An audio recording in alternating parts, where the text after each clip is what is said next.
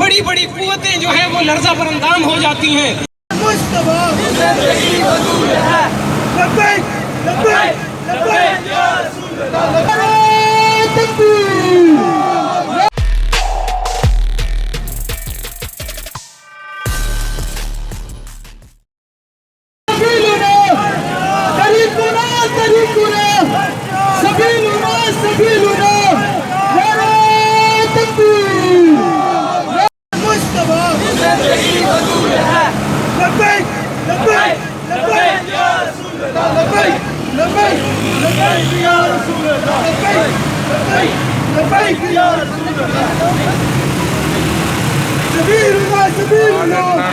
बड़ी बड़ी कुव्वतें जो है वो लर्जा पर अंदाम हो जाती हैं। मैं हक कहता हूँ, सच कहता हूँ और अल्लाह की कसम खा के कहता हूँ,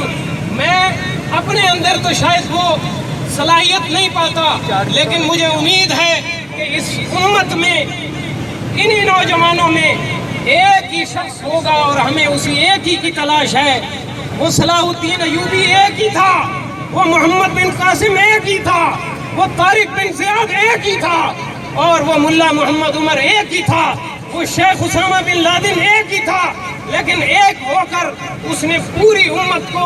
अपने पीछे इकट्ठा किया और आज हम ऐसे ही किसी एक की तलाश में हैं। वो इन्हीं में भी हो सकता है और वो खुदा जानता है वो कौन हो। वो कहीं से उठे और वो सारी उम्मत के सोए हुए ज़मीर को जगा दे। और इकबाल मरहूम जिन्होंने इस उम्मत की के सोए हुए ज़मीर को बेदार करने के लिए अपना किरदार अदा किया, उन्होंने फरमाया था, और इकबाल जो है जो बात कहते थे वो फरमाइशी बात नहीं होती थी, जो अल्लाह की तरफ से दिल पर उनके वारिद होता था वो बात कहा करते थे। उन्होंने कहा था कि सहरा से निकल कर जिसने रूमा की सल्तनत को उलट दिया था,